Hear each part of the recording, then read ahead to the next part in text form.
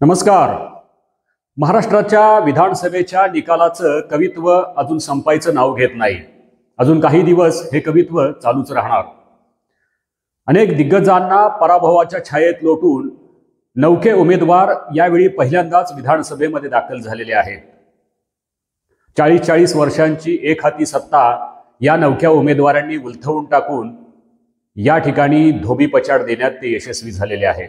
बलाढ्य संघाला किंवा शक्तीला एखादा कमकुवत उमेदवार किंवा कमकुवत संघ ज्या वेळेला हरवतो त्यावेळेला त्याला जायंट किलर असं संबोधलं जातं।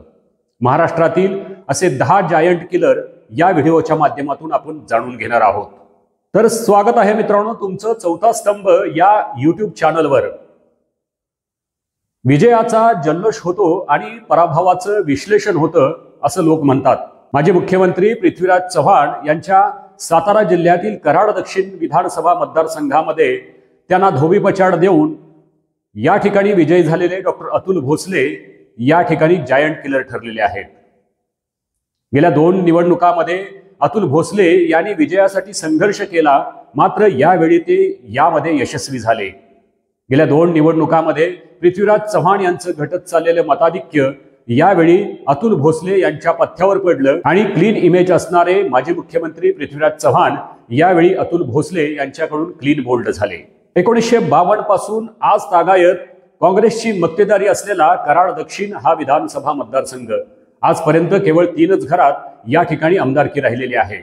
यशवंतराव मोहिते, पृथ्वीराज चव्हाण, विलासराव पाटील उंडाळकर या तिघांच्याच घरात ही आमदारकी राहिलेली आहे। मात्र या सर्वाला छेद देत भाजपचे डॉक्टर अतुल भोसले या ठिकाणी त्यांच्या कामाच्या माध्यमातून आणि भाजप मुख्यमंत्री देवेंद्र फडणवीस यांनी लावलेल्या ताकदीच्या जोरावर अतुल भोसले या ठिकाणी किंगमेकर ठरले आणि त्यांनी पृथ्वीराज चव्हाण यांचा पराभव केला। साधे नगरसेवकही नसलेले अमोल खताळ यांनी संगमनेरमधून काँग्रेसचे माजी मंत्री बाळासाहेब थोरात यांचा पराभव केला। मुख्यमंत्री पदाच्या शर्यतीत असलेले आणि सलग 8 वेळा विधानसभेचे आमदार राहिलेले थोरात यांचा पराभव एका नवख्या उमेदवाराने केला। बाळासाहेब थोरात यांच्या कन्या डॉक्टर जयश्री थोरात आणि डॉक्टर सुजय विखे पाटील यांच्यात जे बहुचर्चित वादाचं प्रकरण घडलं त्या धांदरफळ या गावचे रहिवासी असलेले अमोल खताळ हे शिंदे सेनेकडून यावेळी निवडणूक रिंगणात होते। शेती आणि स्वतःचं कॉम्प्युटर इन्स्टिट्यूट यांच्या माध्यमातून लोकांशी थेट कनेक्ट असणारे खताळ यावेळी थोरातांवर भारी पडले। कोणत्याही मोठ्या नेत्याची सभा या मतदारसंघात त्यांच्यासाठी झालेली नाही। केवळ सुजय विखे पाटील त्यांच्यासाठी प्रचाराच्या मैदानात होते। 1980 पर्यंत या मतदारसंघाचं नेतृत्व केलेले माजी मंत्री बीजी खताळ हे सुद्धा या धांदरफळ गावचे। त्यानंतर पुन्हा एकदा या गावाला आमदारकीचा हा बहुमान मिळालेला आहे आणि तो मिळवून देण्यात जायंट किलर ठरलेले आहेत शिवसेनेचे शिंदे गटाचे अमोल खताळ। मराठा आरक्षणाचे केंद्रबिंदू राहिलेले अंतरवाली सराटी हे गाव ज्या मतदारसंघात येते तो मतदारसंघ म्हणजे घनसावंगी। माजी मंत्री राजेश टोपे यांचा या ठिकाणी पराभव करून जायंट किलर ठरलेले डॉक्टर हिकमत उडान यावेळी या ठिकाणी राजेश टोपे यांना धूळ चारून प्रथमच विधानसभेमध्ये पोहोचलेले आहेत। यापूर्वी राजेश टोपे यांनी डॉक्टर हिकमत उडान यांचा 3 वेळा पराभव केलेला आहे। शरद पवारांचे विश्वासू म्हणून ओळखले जाणारे राजेश टोपे यांचा पराभव करणारे हिकमत उडान हे एक उद्योगपती आहेत। ऐनवेळी शिंदे सेनेमध्ये प्रवेश करून त्यांनी ही कमैया या मतदारसंघामधून घडवलेली आहे।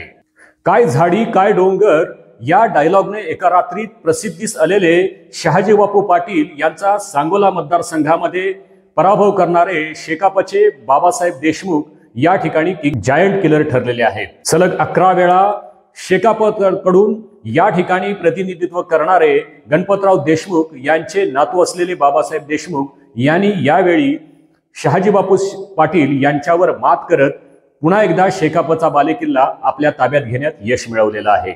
अमरावती जिल्ह्यातील तिवसा मतदारसंघ हा काँग्रेसचा बालेकिल्ला म्हणून ओळखला जातो। माजी मंत्री राहिलेल्या यशोमती ठाकूर यांनी या ठिकाणाहून 3 वेळा निवडणूक जिंकलेली होती। चौथ्यांदा त्या यावेळी निवडणुकीच्या रिंगणात होता।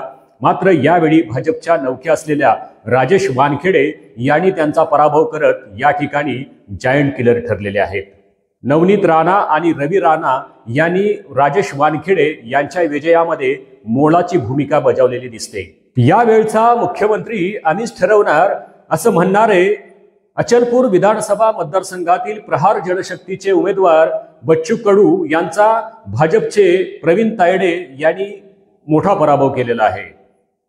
सलग 4 वेळा या विधानसभेमध्ये प्रतिनिधित्व करणारे बच्चू कडू या निवडणुकीत मात्र थेट 3ऱ्या क्रमांकावर फेकले गेले। संघटनात्मक काम आणि भाजपने दिलेले बळ याच्या जोरावर प्रवीण तायडे यांनी या ठिकाणी ते जायंट किलर ठरलेले आहेत। सातारा जिल्ह्यातील कराड उत्तर मतदारसंघामध्ये राष्ट्रवादी शरद पवार गटाचे माजी मंत्री राहिलेले बाळासाहेब पाटील यांचा पराभव करत भाजपचे मनोज घोरपडे यावेळी पहिल्यांदाच विधानसभेमध्ये पोहोचलेले आहेत। यापूर्वी 2 वेळा मनोज घोरपडे यांचा बाळासाहेब पाटील यांनी पराभव केला होता।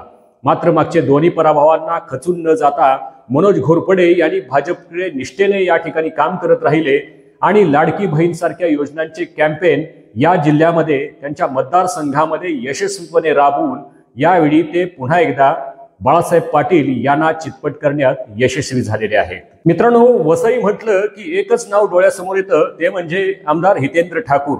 कधीही निवडणूक न हारणारे अशी हितेंद्र ठाकूर यांची ओळख आहे। गेल्या 35 वर्षाच्या त्यांच्या सत्तेला सुरुंग लावण्यात या ठिकाणी भाजपच्या स्नेहा दुबे यावेळी यशस्वी ठरल्या।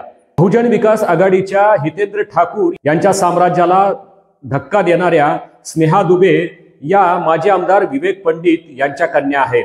2009 साली विवेक पंडित यांनी या विधानसभा मतदारसंघामधून या ठिकाणाहून विजय मिळवला होता। मागील महिन्यात राष्ट्रवादीचे आमदार बाबा सिद्दीकी यांची हत्या झाली आणि त्यामुळे चर्चेत आलेला मतदारसंघ म्हणजे वांद्रे पूर्व।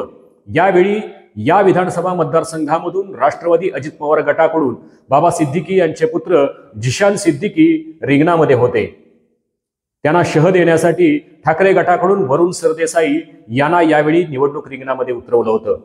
बाबा सिद्दीकी यांच्या हत्येमुळे त्यांना सहानुभूती मिळेल आणि ते या विधानसभा मतदारसंघामधून सहज निवडून येतील असा जाणकारांचा अंदाज होता। मात्र या अंदाजाला फोल ठरवत वरुण सरदेसाई या ठिकाणी किंग मेकर ठरले।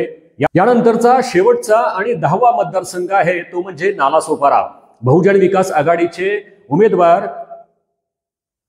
क्षितिज ठाकूर या ठिकाणाहून रिंगणात होते।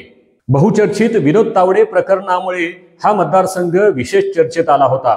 मात्र या ठिकाणी भाजपने संघटनात्मक ताकद लावून भाजपच्या राजन नाईक या उमेदवाराने क्षितिज ठाकूर यांच्यावर मात करत या ठिकाणी विजय संपादन केला। तावडे प्रकरणामुळे हा मतदारसंघ भाजपच्या हातातून निसटेल अशी परिस्थिती निर्माण झाली होती। मात्र या ठिकाणचे भाजपचे उमेदवार राजन नाईक यांनी भाजपच्या प्रचारासाठी विशेष रणनीती अवलंबली आणि यासाठी राजन नाईक यांनी 15 दिवसामध्ये जवळपास 200 किलोमीटर पायी चालून या ठिकाणी प्रचार मोहीम राबवली। त्याचं फळ त्यांना विजयाच्या स्वरूपात मिळालं।